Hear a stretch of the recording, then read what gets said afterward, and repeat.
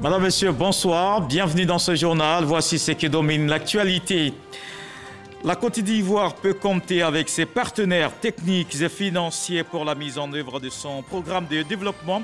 Le vice-président de la Banque mondiale est en Côte d'Ivoire. Ousmane Diagana est en visite de travail. Il a échangé avec le vice-président Daniel Kablan-Duncan.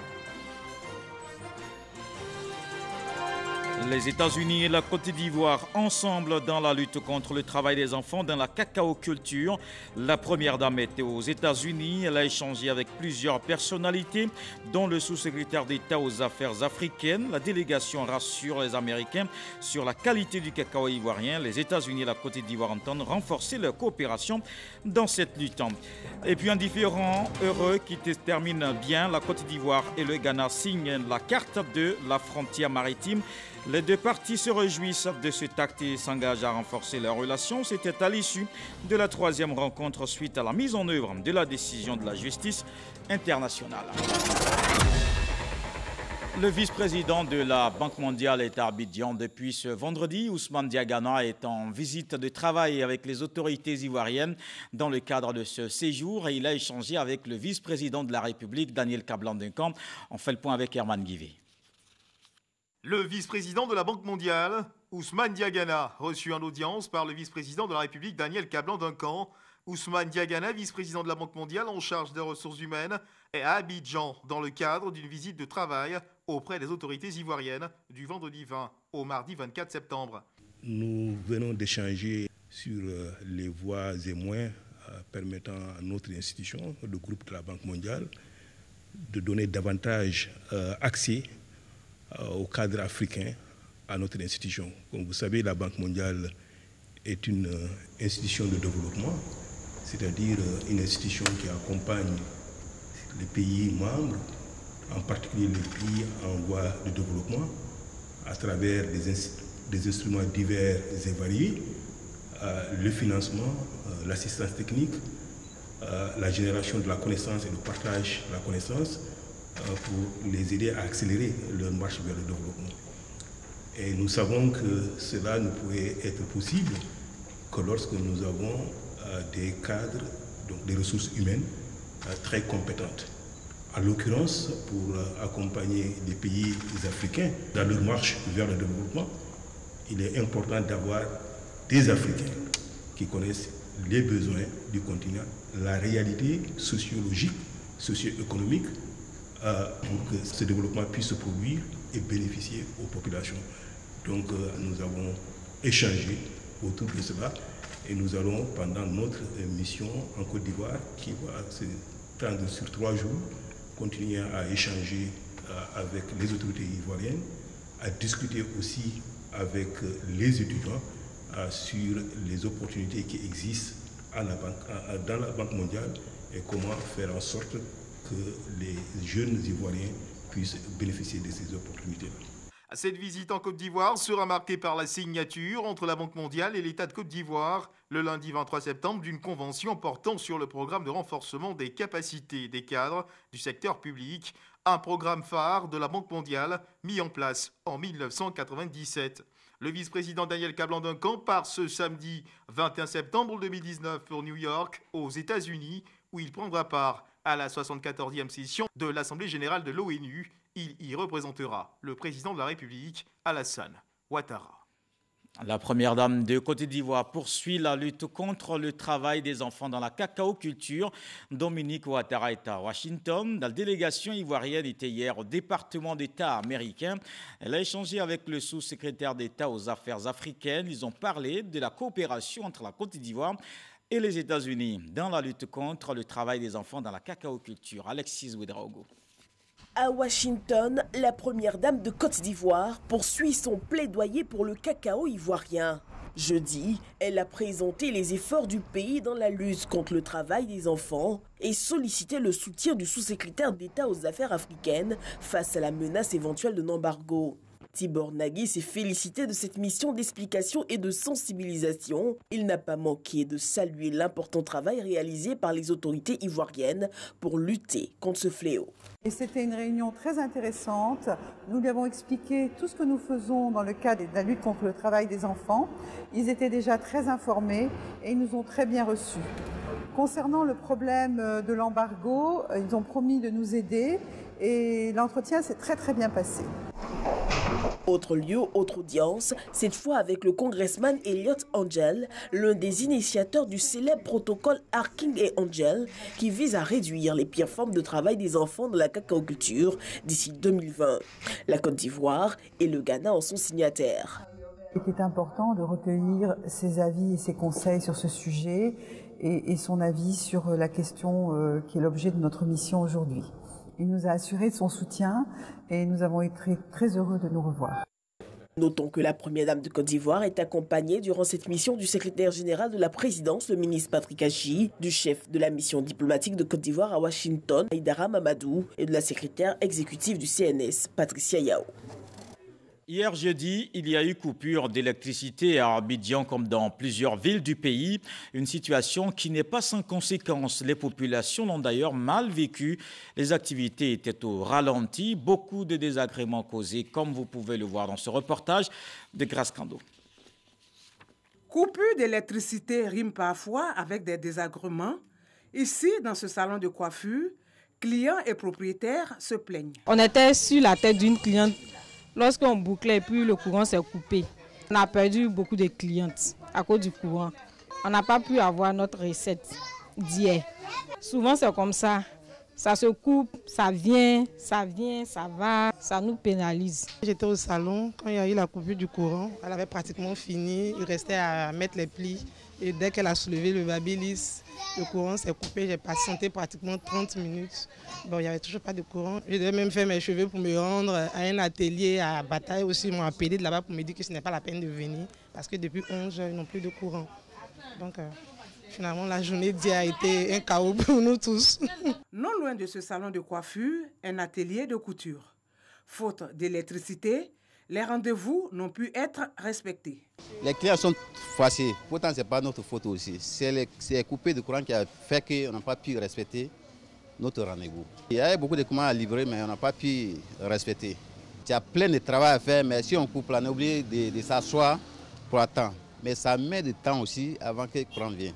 Comme on le voit, les activités ont été affectées diversement, aussi bien dans les ménages que sur les lieux de travail.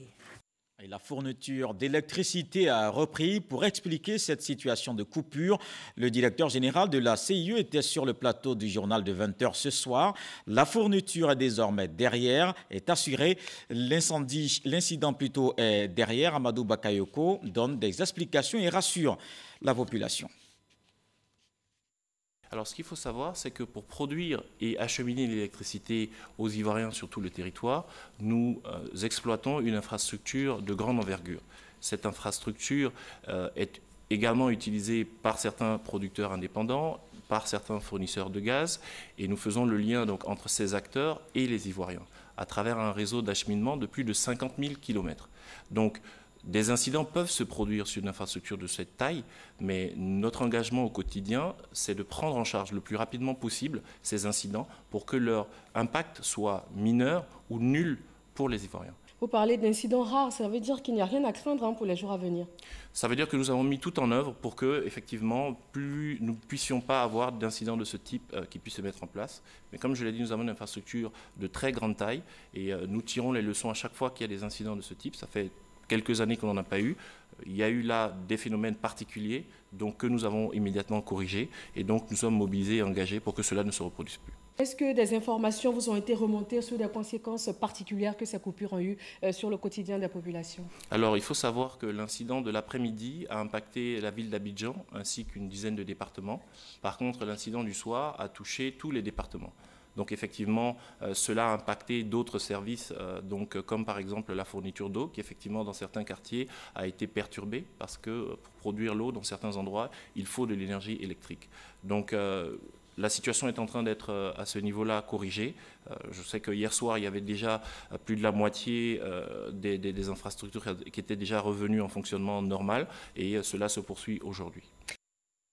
3 localités de la région de Lamé bénéficient d'un projet de lutte contre la déforestation, un projet qui implique les populations dans la restauration du couvert forestier.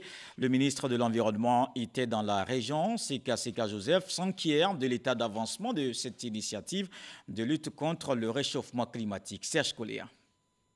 Diasson, Adzopé, Aferi, 3 localités de Lamé bénéficiaires du projet RED+, un programme de lutte contre la déforestation et la dégradation des forêts soutenu par l'Agence française de développement. La Côte d'Ivoire est quand même assez marquée par une déforestation assez importante.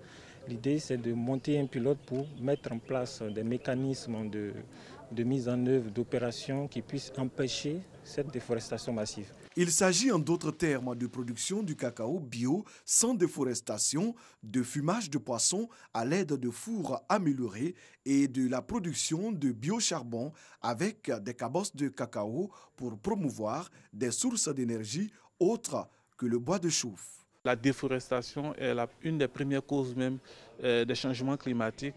Donc ce que nous utilisons, c'est 0 bois. Ça c'est d'un. De l'autre, il est encore moins cher que le charbon de bois. Avec ces fours améliorés, on peut, avec 300 francs d'écorce, fumer 100 kg de poisson. Ce sont des fours donc écologiques et qui permettent d'utiliser peu de bois tout en respectant les normes sanitaires. Près de 3 ans après le début du PRM, le projet RED+, de Lamé, le ministre de l'Environnement et du Développement durable est sur le terrain. Après quelques heures passées sur les différents sites pilotes, le professeur Seka a pu se faire une idée de l'engagement de la Côte d'Ivoire dans la lutte pour la sauvegarde de la planète. Il était bon que nous puissions venir regarder, observer de visu les réalisations qui ont été mises en place pour nous rendre compte des difficultés rencontrées par les populations dans le cadre de la mise en œuvre de ces projets. Deuxièmement, pour minimiser ces difficultés, recadrer les choses, mais aussi noter les impacts positifs et les bonifier pour que nos populations puissent, à travers ce projet RED+, améliorer leurs conditions de vie. Prévu pour s'achever au mois de décembre 2019, le projet RED+ de Lamé sera prolongé sur quelques mois. Il va ensuite s'étendre à toute la Côte d'Ivoire. Et cette Côte d'Ivoire, c'est aussi cette terre fertile de la boucle du cacao hier à la boucle du manioc aujourd'hui. C'est le constat fait dans la région du Nzi, précisément à Dimbokro. Les femmes sont réunies en coopérative. Elles s'adonnent à cette activité agricole pour la subsistance, mais c'est surtout une bonne voie d'autonomisation. Elles génèrent des ressources, mais de nombreuses difficultés sont notables. L'absence de prix rémunérateur, entre autres. Voici le reportage de Jean-Luc Bangbo.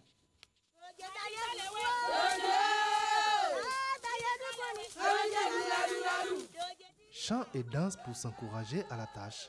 Un rituel qu'observent ces femmes quotidiennement lors de leurs travaux champêtres à Aserekro dans le département de Dimbokro. Organisées en coopérative agricole, elles ont choisi le manioc comme produit. Julie Koné est la présidente de cette coopérative. Aujourd'hui, toute la Côte d'Ivoire consomme le manioc, même à l'extérieur. Et c'est dans cette optique-là que nous avons décidé de faire le manioc. La région est assez grande quand même, on ne peut pas taper notre poitrine, mais on fait partie quand même de ces personnes-là qui cultivent le manioc, qui arrivent à nourrir quand même la région. Le manioc comme principal denrée de consommation, mais également et surtout comme moyen de subsistance pour ces femmes à Dimbokro.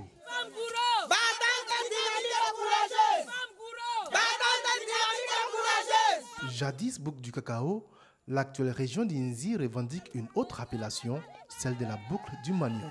25 hectares, c'est la superficie que cultivent actuellement ces femmes. Leur production peut atteindre les 625 tonnes de manioc. De quoi nourrir toute la région et même au-delà.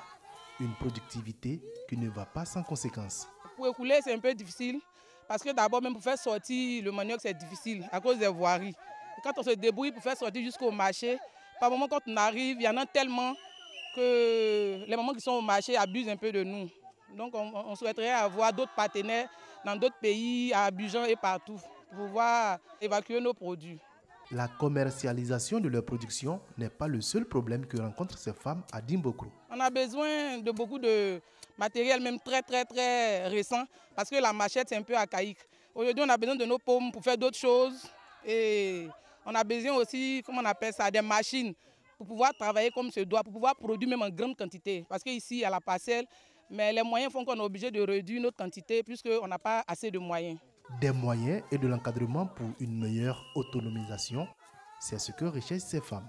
Comme cette société agricole qui met gracieusement à leur disposition l'espace pour cultiver le manioc, plusieurs autres initiatives privées sont engagées pour mieux faire porter à Dimbokro son nom de boucle du manioc. Je vous emmène à présent à Yaoundé, au Cameroun. Il s'y tient la 42e session du conseil d'administration du CRADAT. C'est le Centre régional africain de l'administration du travail. Le conseil d'administration veut redynamiser l'institution. Elle compte 18 pays, dont la Côte d'Ivoire, et rencontre d'énormes difficultés dans son fonctionnement. De Yaoundé, Mamadou Kwasi. La redynamisation du CRADAT, Centre régional africain de l'administration du travail, est au cœur de la 42e session ordinaire du conseil d'administration de l'institution. Les pays membres du système de formation panafricain veulent lui donner un nouveau souffle face aux défis actuels qui s'imposent au monde du travail. Le président du conseil d'administration du CRADAT, l'Ivoirien Pascal Kwaku Abina, a saisi la tribune pour lancer un appel à ses pairs, ministres du Travail de l'Afrique de l'Ouest et du Centre, à plus d'engagement pour faire du CRADAT une école de référence. Se doter d'une administration du travail moderne et outillée, c'est prendre une option certaine sur le préalable incontournable que la préservation de la paix sociale. Pour parvenir à faire du CRADAT cet outil précieux dont nos administrations ont tant besoin, il nous faut redoubler d'efforts afin de lui donner les moyens de sa politique. En effet, le centre est depuis de longues années confronté à diverses difficultés financières qui ne lui permettent pas d'atteindre pleinement les objectifs qui lui sont assignés. Le Premier ministre du Cameroun s'est félicité des efforts de son pays pour la survie de l'institution. Il rassure les 18 pays membres de l'engagement du Cameroun à offrir un cadre de formation de qualité pour le bien-être des travailleurs africains. Il est impératif que les garants du respect de la législation du travail, que sont les administrateurs du travail, les inspecteurs du travail, les contrôleurs du travail, les institutions représentatives du personnel, soient suffisamment outillés pour exercer convenablement leur mission de régulation sociale dans les organisations et à tous les niveaux du secteur socio-économique. Cette 42e session ordinaire du conseil d'administration sera consacrée essentiellement à la révision du statut du CRADAT, du curriculum de formation et à la politique de financement du centre basé à Yaoundé au Cameroun. Ici en Côte d'Ivoire, la CGC Academy, c'est désormais les 14 et 15 octobre. Les organisateurs ont avancé la date. Le président du Rwanda, Paul Kagame, est annoncé à Abidjan. La rencontre permettra de parler de l'environnement des affaires selon les réalités du continent. Les explications de Noël Yagno. La CGC Academy, la tribune d'information, d'échange et de débat sur la marche des entreprises pour leur expansion, de la Confédération générale des grandes entreprises de Côte d'Ivoire, initialement prévue pour se tenir les 17 et 18 octobre, est avancée de 3 jours. Les nouvelles dates, les 14 et 15 octobre. Cette année, contrairement aux affiches qui sont actuellement dans la ville, la CGC Academy se déroulera le lundi 14 et le mardi 15 octobre. La bonne nouvelle de ce jour, c'est de vous informer officiellement que le président Paul Kagame a accepté d'être présent à la CGC Academy de 2019. 48 heures durant, les chefs d'entreprise de Côte d'Ivoire et leurs invités d'Afrique et d'ailleurs auront à échanger sur l'environnement des affaires, quel modèle pour le développement des entreprises en Afrique. Penser un environnement des affaires adapté à l'Afrique, c'est prendre en compte toutes les contraintes, toutes les difficultés de l'émergence d'un tissu d'entreprise locale. Ce n'est pas dire faire du droit d'entreprise pour l'Afrique, non. C'est de dire quel environnement le plus optimal on peut mettre en œuvre compte tenu du contexte de nos entreprises, compte tenu de la compétition internationale et compte tenu de la réalité sur le terrain. Née en 2012, la CGSI Academy est à sa 8e édition avec environ 6 000 participants attendus par les organisateurs contre 4 500 en 2018. La Côte d'Ivoire et le Ghana signent la carte de la frontière maritime. Elle délimite l'espace de façon précise. Cet acte fait suite au verdict concernant le différend entre les deux pays. Une issue heureuse, se félicitent les deux parties. Alexis Ouedraogo. Parties ivoiriennes et ghanéennes viennent de définir sur une carte la limite de leurs frontières maritimes dans l'océan Atlantique, s'appuyant sur les coordonnées choisies et édictées par le Tribunal international du droit de la mer. Nous avons signé aujourd'hui la carte qui délimite l'espace maritime entre la Côte d'Ivoire et le Ghana. Comme vous savez, les points que nous avons marqués sur la carte sont des points qui ont été donnés par le Tribunal international du droit de la mer. Mais relier ces points est le fait du Ghana et de la Côte d'Ivoire. C'est donc le Ghana et la Côte d'Ivoire qui viennent aujourd'hui de délimiter l'océan Atlantique qui nous lie.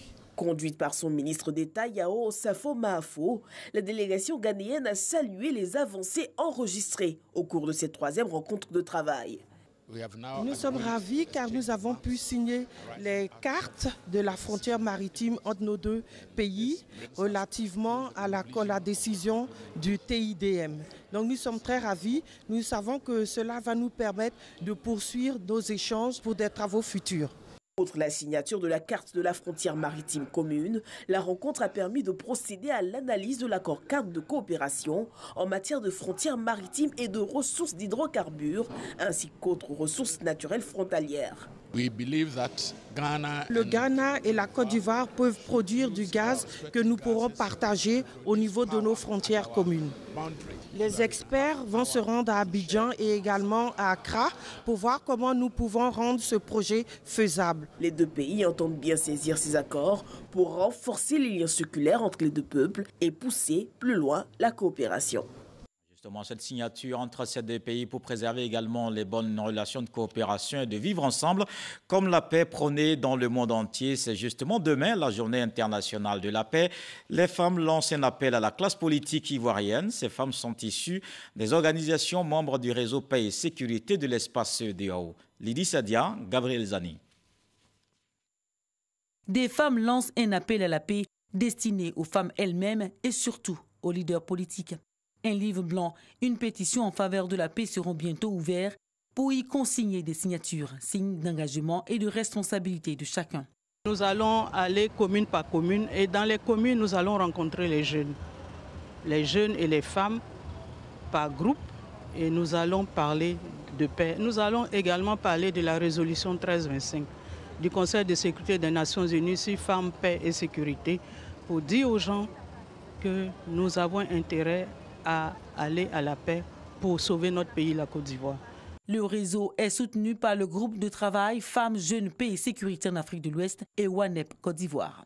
Le reste des partis, le groupe de travail et le WANEP Côte d'Ivoire s'engagent avec foi et détermination à préserver la paix, la cohésion sociale et la solidarité nationale par tous les moyens légaux et sans esprit de recul.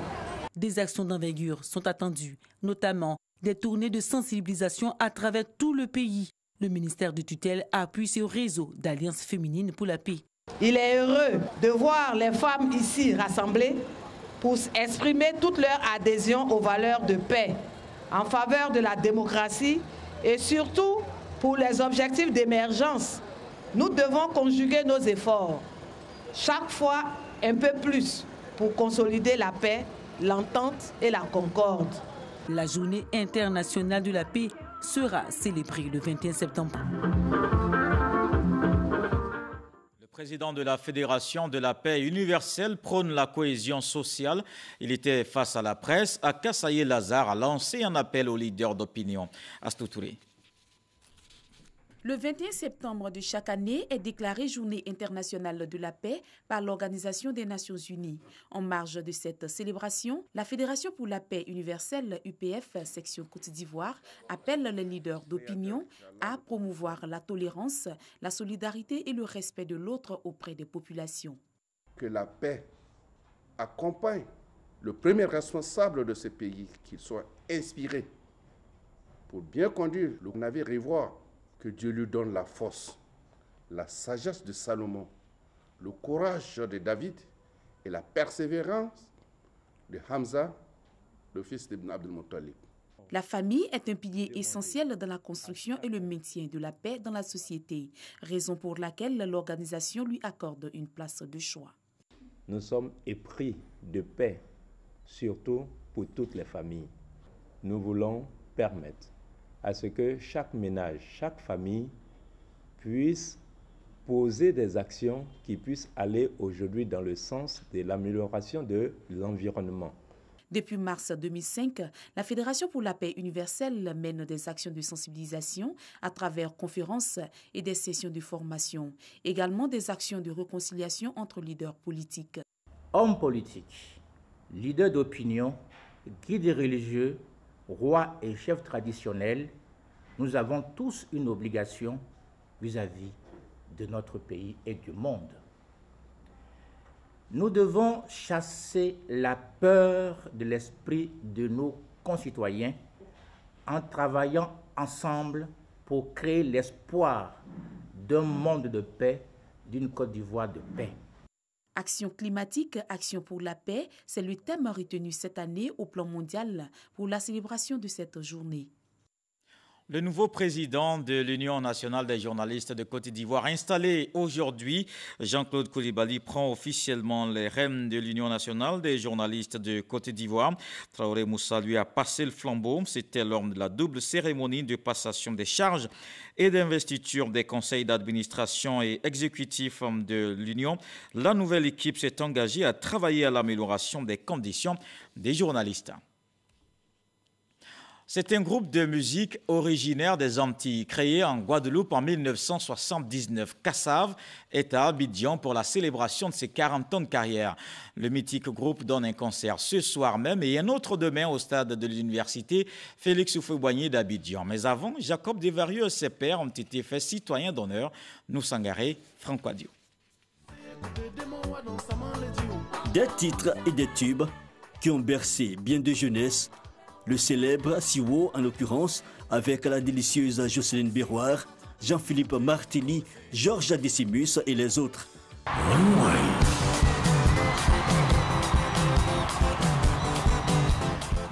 Jacob Desvarieux et ses acolytes posent leurs valises sur les bords de la lagune Brié à Abidjan pour un spectacle inédit, histoire de communier avec le public ivoirien. Nous leur disons félicitations. Nous sommes heureux de les recevoir ici dans la commune de Cobodi, parce que c'est quand même un groupe international et universel. C'est un plaisir pour nous de les avoir après leur passage, premier passage en 1985. Kassav est vraiment extrêmement touché d'être reçu ici aujourd'hui et honoré de la sorte. Merci beaucoup.